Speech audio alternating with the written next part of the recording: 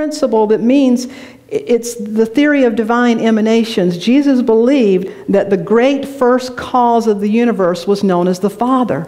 So he was saying the great first cause, all that is and I are one. He saw himself as an emanation, as a creation of the great first cause. That is what he was teaching and saying when he said, Abba, the Father and I are one. It wasn't anthropomorphic God figure, person, man in the sky. It was very much this dynamic principle of life. That was the cornerstone of his message, and that is the cornerstone of the resurrection principle. And this is how Easter begins to offer us value, not only today, but every day. So on the other side of your bookmark, and the next slide, is our first affirmation, and it says, we are all and always one with God together. We are all and always one with God. It was Stephen Covey with his 7 Habits of Highly Effective People that made the statement popular, begin with the end in mind. The life of Jesus always kept this, that I am one with the Father. We are all and always one with God, however you know that creative presence.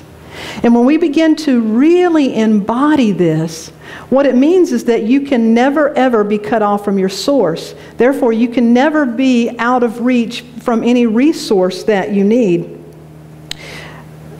I've got a great quote from Yogananda, if I can put my hands on it at this time. Yogananda, Paramacanda Yogananda actually said, the Christ consciousness within you has long remained hidden. Awaken this universal Let me start over.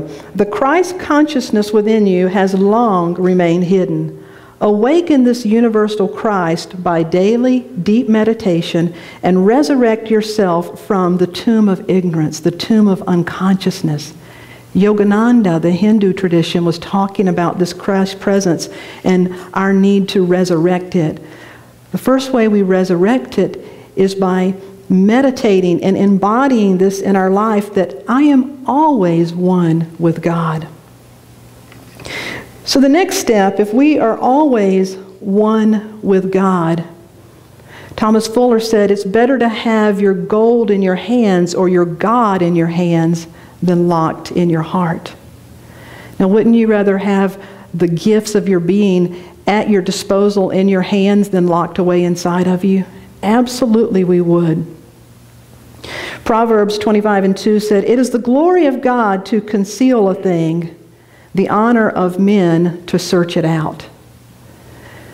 When we realize that the creative presence and I are one, the way I begin to resurrect that in my life is to begin to resurrect any latent potentials, talents, gifts within my own life. There was a time in my life when I was very successful in the corporate world, was doing well, and yet in the back of my mind, this thing had just been calling me relentlessly, really since I was a child. When I was a child and played make-believe, we always played make-believe stuff. We played outside and played with our sisters and kids. I played church. And I would go out into the woods and set up my little pulpit, and I would pray for people, and I'd heal them, and I'd do all those things. That's how I loved to play as a kid. Well, hello, there's a reason. There was something there. And I'd sing. I would just walk through there and sing and sing. And that always stayed with me. As I grew older and I took classes and different things, I loved psychology. I loved philosophy and trying to figure out the human spirit, the human, just who we are, who I am. And I always had this calling into ministry. Yet my life took off on a corporate career track, and it just got better and better and better and more rewarding and more rewarding. And I kept thinking, you know, when I retire, and I'll stay on this track and then I'll have enough money to retire, and when I retire, I will maybe consider something in ministry. Well, what did he say about one can resist an invading army, but you cannot resist an idea whose time has come? It would not let me go. So this was at a particular time when it was just really, I just knew I was this night of the dark soul almost. How in the world I don't really even, at that time I was thinking, what church would I possibly be a part of that I could believe in? And do I want to be a minister? There's so much baggage around this. And my mind was trying to figure it out, but I knew I was being called. So in the job that I was in at the particular time, I traveled. I had a national level position with a children's toy company, and I got to go to places like FAO Schwartz and these really cool toy stores and spend a lot of time in New York City and working with FAO Schwartz. Well, this particular day I was in FAO Schwartz doing some work with some of their employees. And a woman with her grandchild came rushing in, and she rushed over to me and she said, "Do you have clothes for this baby doll?"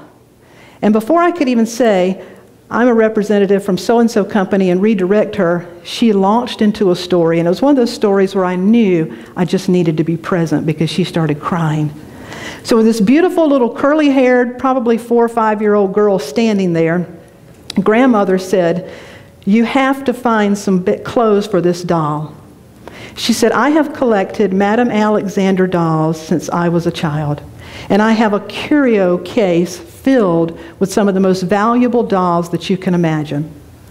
Ever since my granddaughter has been big enough to climb up, she would climb up in front of that glass case and put her little hands on it and want those baby dolls. And ever since she could understand, I've told her, honey, those dolls aren't for playing with. They're a keepsake. We can look at them, but we can't play with them." And she said year after year, every time she'd come, or week after week, every time she'd come visit, it was the same scenario. She said, "Today, my granddaughter came in and she walked up to that case and she did like this. And she didn't say anything. And she said, I said, honey, I know you want to play with those dolls." But she said, my granddaughter stopped me and said, "Grandmama, it's okay. My mama told me when you die, I'm going to have all those dolls. And I'll play with them then." She said, "I was mortified that my granddaughter told that to me." And she said, then it hit me. She said, "What in the world am I doing?" She said, "I snatched open that case and I let her pick out a doll, and this is the one we got." And she said, "And I want some clothes and some this and that. We're going to play with these dolls." And she looked at me and she said, "Can you imagine locking away those gifts for so long?" So she walked away, and now I'm standing in the middle of FAO Schwartz in New York City going, I start crying. Why? Because the Spirit of God was speaking through her to me saying, "Darlene, why are you locking away those gifts? Why are you putting something on the back shelf that is wanting to be called out?" The resurrection principle was in my face. You see, each of us have gifts that are wanting to be born. It doesn't matter how old, it doesn't matter how apparently uneducated, all of that doesn't matter. What matters is that we begin to cultivate our own talents. And so our second affirmation is a little bit lengthy. It's on the screen now and on your card, and it says together, "As I actively cultivate and fully invest my gifts of awareness, time, talent, and treasure, I call forth and make manifest the presence and potential of God within me." Now you're seeing why it would be important to take these with you. To really begin to, like the slow soaking rain, to let that settle down deep within you and give yourself permission. That was a really pivotal time for me, because that was the time that I said, okay, I don't want to die with my gifts locked up inside of me.